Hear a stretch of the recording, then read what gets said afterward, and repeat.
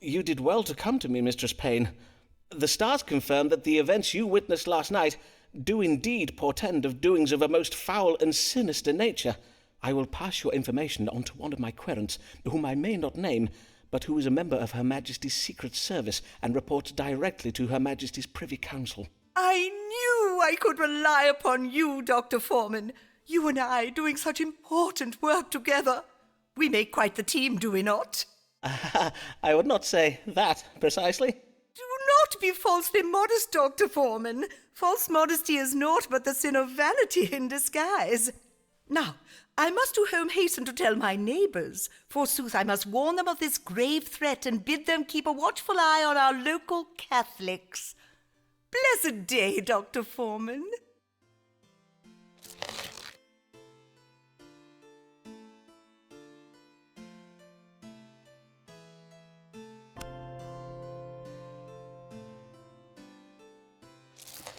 Hear ye, hear ye! Catholic terror plot to blow up Parliament foiled! Gunpowder barrels discovered in cellar! Hear ye! 'Tis well to jest at Mary Payne, 'tis well to sneer and mock, until her views become the norm, then 'twill be quite a shock. But for now let's laugh at her and how her niece loves. How her niece loves la la la la la la. Good day, Mistress Payne. You seem in good cheer. That I am, Dr. Foreman. This day I am taking my niece on a lovely outing to see the cockfighting in Vauxhall. Ah, there is a cockpit in Vauxhall now, is there? Aye, and a very fine one. And I did think we need a nice day out to turn our minds away from that terrible affair of the Catholics plotting to blow up the Houses of Parliament. And my niece does so love the cocks. Doubtless, madam. And the gunpowder plot was indeed a terrible business. They say it was the doings of a group of young Catholic nobles from the Midlands, do they not? And that the gunpowder was ferried across the Thames at Lambeth under cover of darkness. Doubtless, 'twas the very same boat I did tell you about, Dr. Foreman. And of course, I must congratulate you for recognizing how right I was to be suspicious of that boat I saw. Now, I bid you tell me, and do not be coy, Dr. Foreman, was it your relaying of my information to the authorities that foiled the gunpowder plot? Did you and I save England from the Catholics? I am afraid, madam, that I am not at liberty to confirm nor deny my involvement in the matter. Ah, but oh my days! Are you ill, Dr. Foreman? Mayhap we are both troubled with the same disease, for my eyes do also twitch and prick with pain. I did remark the condition of your eyes. They are very red in appearance, and you seem troubled with a hacking cough. For how long have you had these troubles? Only these past few days, and as well as my eyes and my cough, I do also find it a trifle vexing to breathe. Then let us now consult the stars. What ails Mistress Mary Payne?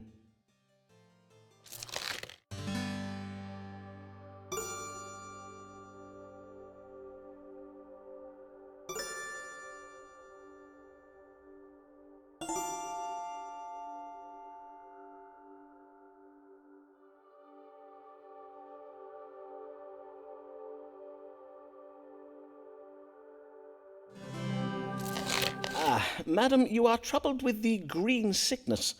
According to my medical reference, 'tis a rather unusual malady, occasioned by the accumulation of venereal frustrations that have not been evacuated from the body. Ah, yes, this would cause the breathing problems you now seem to be experiencing, and as well as the alarming pallor you appear to be developing on your face. Now, it says here that treatment may be obtained by partaking of carnal pleasures from either... Looks a mercy! What is in you, Dr. Foreman? Never did I hear such filthy insinuations. On my word, I do apologize, madam. Indeed, it does appear that the green sickness is suffered only by young maidens, and you are not... Indeed, perchance I read my chart upside down. Doubtless there is a more ordinary explanation for your... Hold. What is that acrid odour? Methinks it does emanate from your clothing. Madam, have you been taking part in the anti-Catholic pogroms that Lambeth has witnessed these past days? The burning of houses and shops, the lynching of priests from trees upon Lambeth Green. Mayhap I have, and what of it? You should be congratulating me and my ilk for keeping you safe, and for sending a clear message to those Catholics who would plot against our Parliament and blow us up with gunpowder. Madam, these Catholics are our neighbours, our colleagues, and our friends. I beseech you to consider your actions, madam. Are not Catholics people too, just as we are? If you prick them, do they not bleed? Aye, and their flesh does burn the same and all. I fear I do not follow your reasoning, Dr. Foreman. Are they not subject to the same diseases, healed by the same cures as we are? And if not cured, then, alas, taken so soon, so needlessly. I did never have the chance to... Oh, my sweet Avis, can you ever forgive me? Is something the matter with you, Dr. Foreman? On my honour, you do seem most troubled. Mayhap you should be going to consult with a doctor yourself. God keep you well, Dr. Foreman. Blessed day.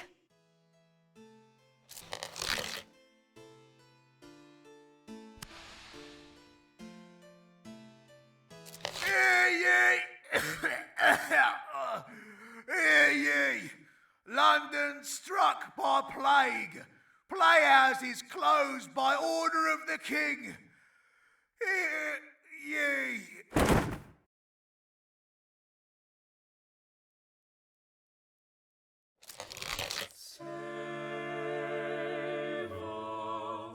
Save us, Almighty Lord. Save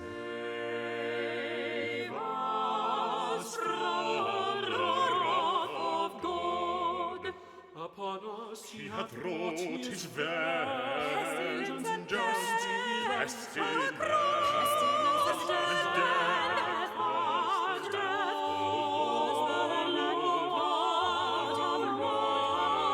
with God, forsooth. Is that not your job?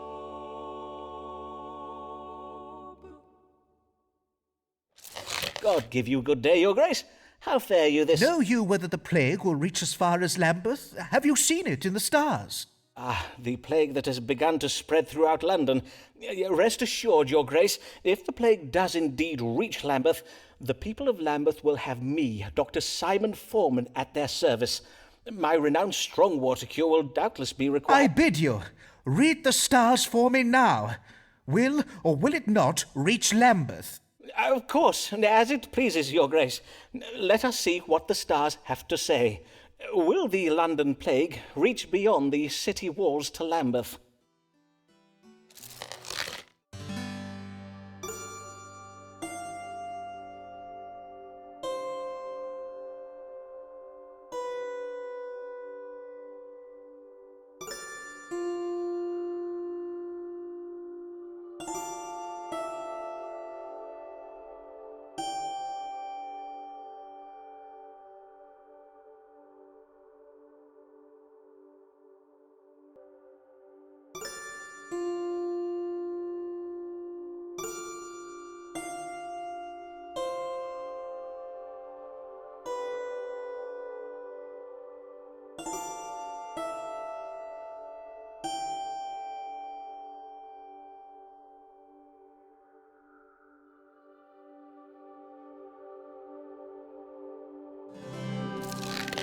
Yes.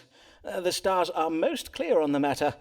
Very clear indeed. Then what do they say? Tell me! Well, before I give you my answer, I would have your decision on granting me that medical license we spoke of on your previous visits. I am sorry, Your Grace, but I must insist upon it. I would gladly do so, but I find my hands tied due to various episcopal and doctrinal... As I see you are determined not to let the matter rest, I will speak true. Some years ago, the Queen's physician, Dr. Richard Smith, did write me a letter on behalf of the College of Physicians. He warned me in the strongest terms against granting you a medical license. So you see, I cannot grant you a license without raising the ire of the College of Physicians. But Now, Dr. Foreman, doubtless you are thinking that a man of my position, one of the most powerful men in England, should not be so easily put off by such a letter. However, and methinks you know this from your own experience, the college is a terrifying organization that will stop at nothing to get their way. One would be better off defying the Queen herself than the licensed doctors of London. For whilst our Lord God in heaven may be merciful, the College of Physicians is not. Aye, verily, I must own that what you say is very true. But mayhap I will furnish you with a letter of recommendation to the University of Cambridge. They may confer upon you a medical degree, and thereby a medical license. I thank you, Your Grace. Now, prithee, answer my question. I have bad news, Your Grace. Lambeth will not escape the plague this time. Things are quiet now, but as I learned during the plague of '92, events may change apace. You must leave Lambeth before it's too late. I feared as much. I must begin preparations for the removal of the palace household to Sussex. Before you go, Your Grace, I believe you were intending to write me a letter of recommendation. Well, indeed, I will reflect on the quality of advice you have given me over the years, and if I judge that you have acted with some skill, then I will have my chaplain draft you a letter of recommendation and have it sent to you. Good day, Dr. Foreman.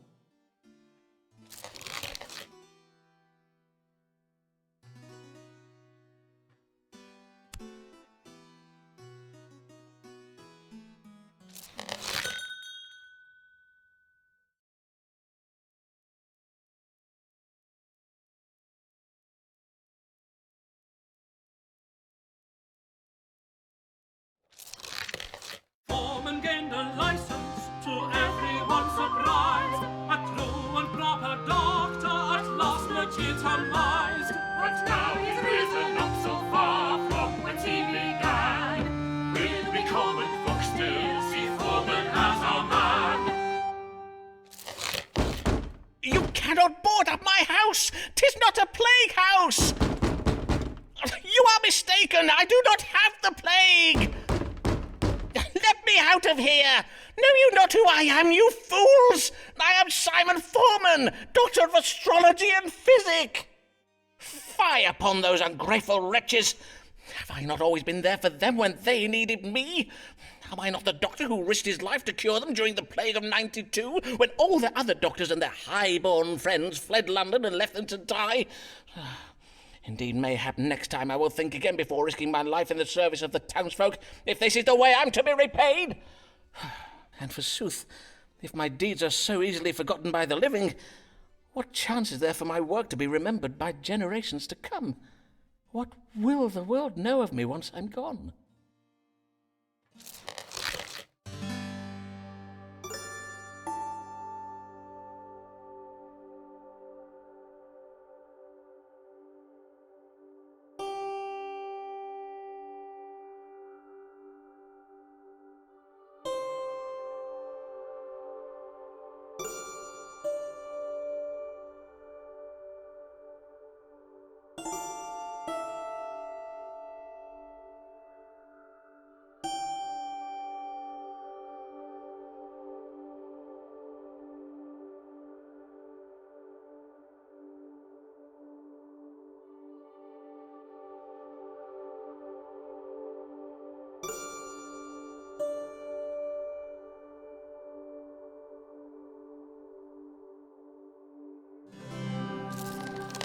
I see.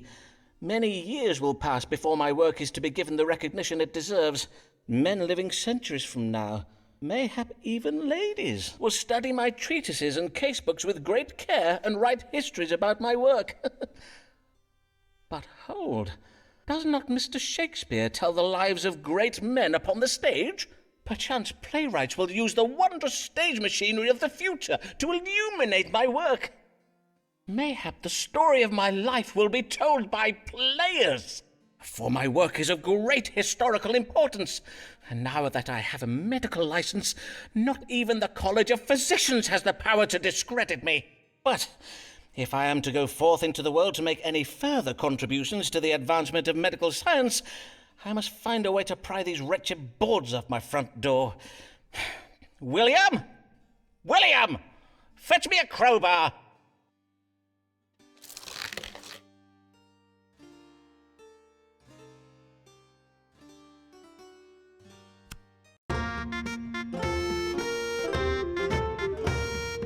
Long ago in England in 1592, there begins our tale, and all of it is true.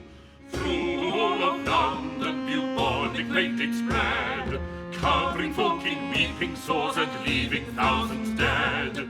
From towns and cities, doctors they did flee, leaving their patients to die in misery. But one brave doctor stayed when all the cowards fled. Right